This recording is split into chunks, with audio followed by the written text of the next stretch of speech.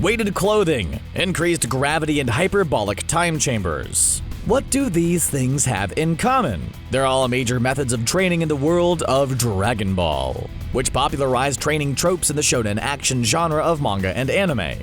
As such, the series is chock full of awesome training sequences, from the World Martial Arts Tournament Saga to Dragon Ball Super Broly and everything in between. So put on your training gear, get some senzu beans, and join us as we list off some of the coolest, most iconic, and epic training scenes throughout the Dragon Ball franchise.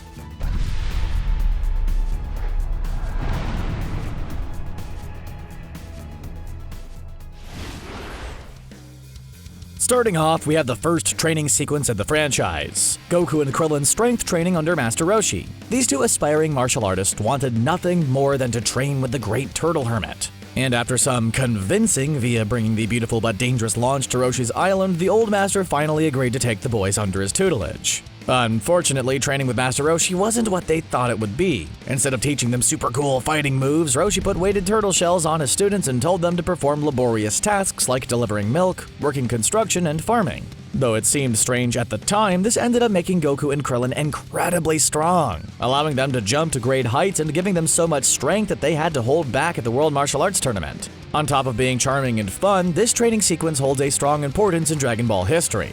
It was the first real formal training Goku acquired, the groundwork for the power he could continue to mold and increase as the series continued on. Without a doubt, Goku and Krillin's training with Master Roshi stands as one of the best training sequences in the franchise.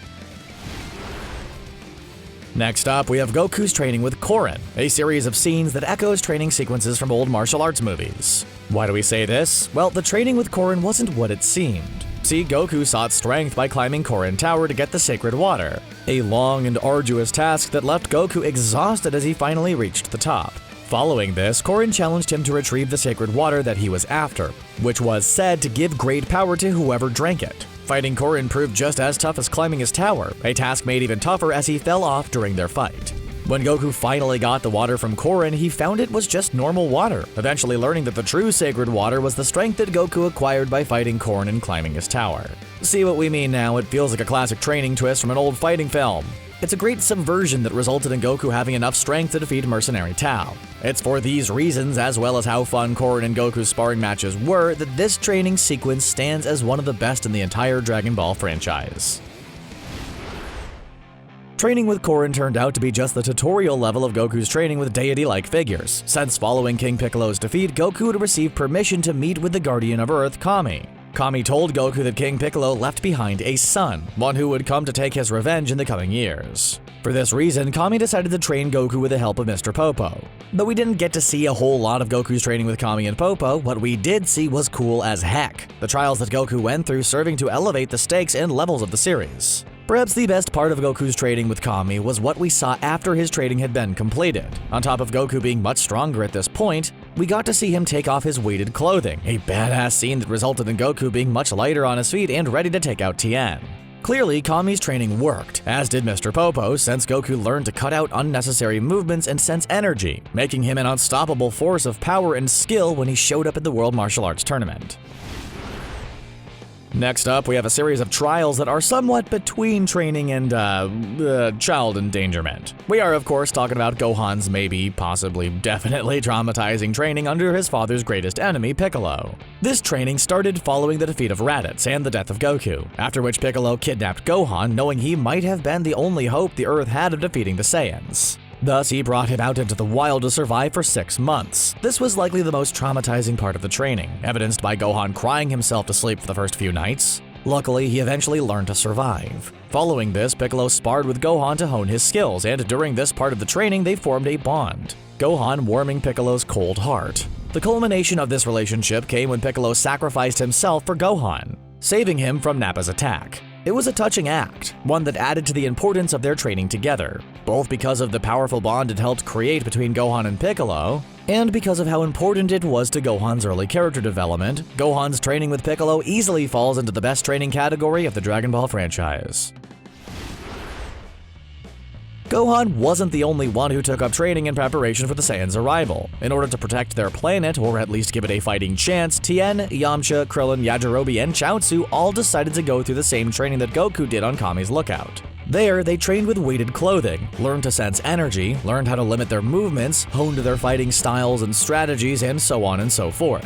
Again, the actual training was pretty short, and we didn't see much, but it was cool to see the other heroes of Earth take it upon themselves to not be completely defenseless in the fight against the Saiyans. Of course, it didn't actually do them any good, since Yamcha, Tien, and Chaozu all ended up dead, but if it weren't for the training with Kami, Krillin wouldn't have come up with a Destructo Disc. Even crazier, without the speed he developed from Kami's training, Yajirobe probably wouldn't have been fast enough to cut off Vegeta's tail after he turned into a giant ape. Clearly, the training with Kami was crucial, and for this reason we wanted to include that in our list of the best training sequences in the entire Dragon Ball franchise. Following his training with King Kai, Goku was up to snuff with the power of a Saiyan, since he trained under the gravity that Saiyans grow up fighting in. However, this was just the beginning, since Goku would crank the training up to 11 while training on his way to Namek. Well, it would be more accurate to say he cranked it up to 100, since Goku ended up training in 100 times Earth's gravity to the point where he didn't even feel it. Goku achieved this by increasing the gravity in his ship's training area little by little. He would then push himself to the brink of death before taking a Senzu Bean to recover. Goku didn't know it at the time, but by doing this, he was tapping into his Saiyan ability to become stronger from any brush with death. Literally, that which didn't kill him made him stronger. The end result was that Goku was way stronger than before, and it was this new strength that allowed him to defeat the Ginyu Force, and it's also what eventually gave him the power to face Frieza. Because of the end result and because of how badass it was, we had to include this training sequence on our list. Upon learning that Goku had become a Super Saiyan and learning that he went through intense 100 times Earth's gravity training, Vegeta, petty rival that he is, decided to train in 300 times Earth's gravity. It did not go well. On top of the training pushing Vegeta's body far too hard, he also destroyed the gravity chamber, resulting in even more injury. Of course, Vegeta ended up becoming stronger out of all of this, but that's not why we wanted to include it in our list. Yes, his training was a very important part of the fall from grace part of his character development, but the true reason we put this training sequence in is because it planted the seeds of Bulma and Vegeta's relationship.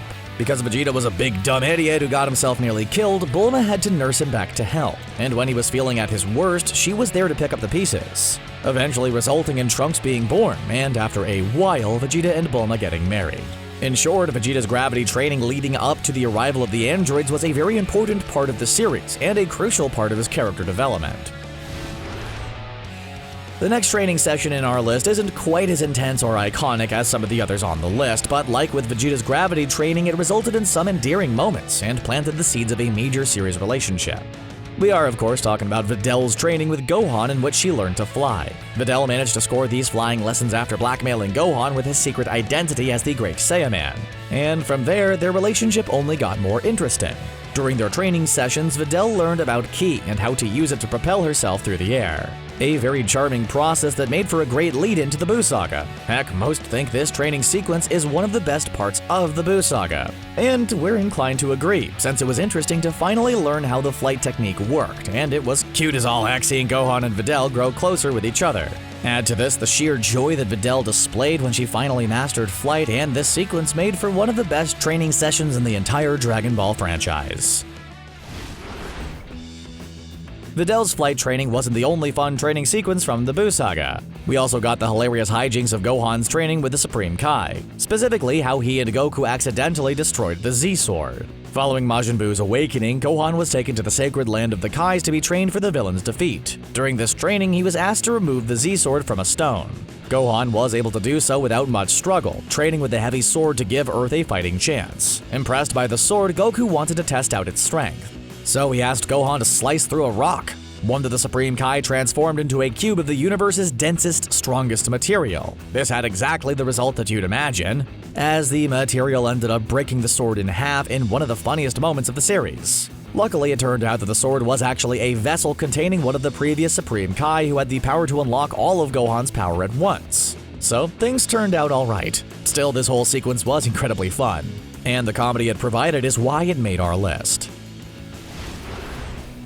It's a bit of a rare occurrence when Goku and Vegeta actually trained together. Despite being what many would consider friends by the time of Dragon Ball Super, the two hardly come together to increase each other's powers through sparring and the like. It has happened a few times, however, these instances being some of the best training sequences in Dragon Ball. The first instance came prior to the Universe 6 saga, in which Goku and Vegeta entered the Hyperbolic time chamber for 3 years of training.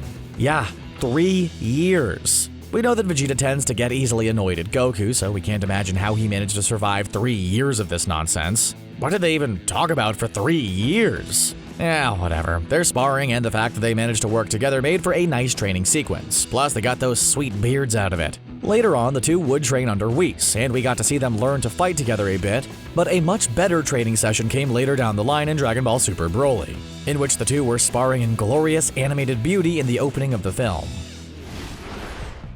Many regard the Saiyan Saga and the Frieza Saga as the best in all of Dragon Ball Z, and it's not hard to see why. On top of having some of the best fights, the first Super Saiyan transformation, and the beginning of Goku and Vegeta's rivalry, this stretch of the story contains one of the best training sequences in all of Dragon Ball.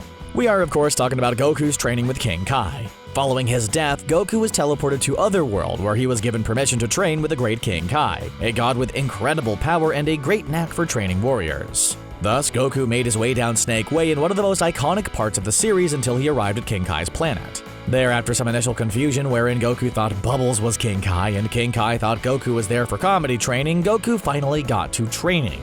This training consisted of mastering the intense gravity of King Kai's planet as well as learning the Kaioken and Spirit Bomb techniques. Because of how important, iconic, and interesting this training was, we just had to include it on our list of Dragon Ball's greatest training sequences. Vegeta and future Trunks' relationship is interesting.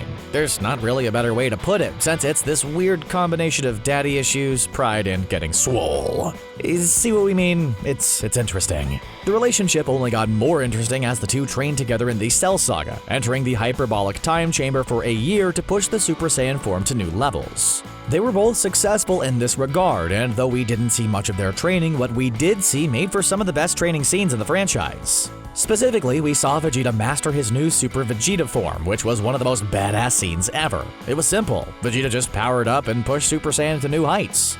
But we didn't need much else. We knew how hard Vegeta wanted to surpass Goku, and we saw the results of his hard, if not a bit obsessive work. Of course, Trunks eventually pushed Super Saiyan to even further limits, as did Goku and eventually Gohan, but still, we saw Vegeta reclaim a bit of his lost pride during this short peek into his hyperbolic time training with future Trunks, and for this reason, we thought it deserved to be included.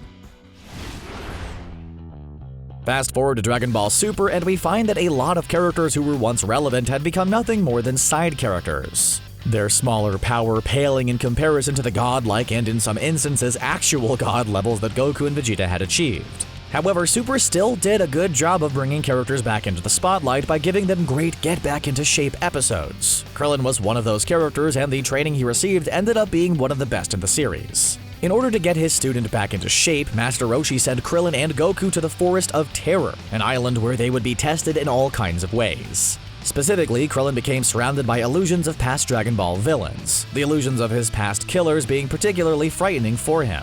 Krillin eventually learned to get past his fears and was able to defeat the illusions, and the trials he faced in the Forest of Terror served as a great training sequence. No longer was Krillin the background character he had become by the time of the Buu Saga. Now he was ready to get back into shape, which is why this training was so great.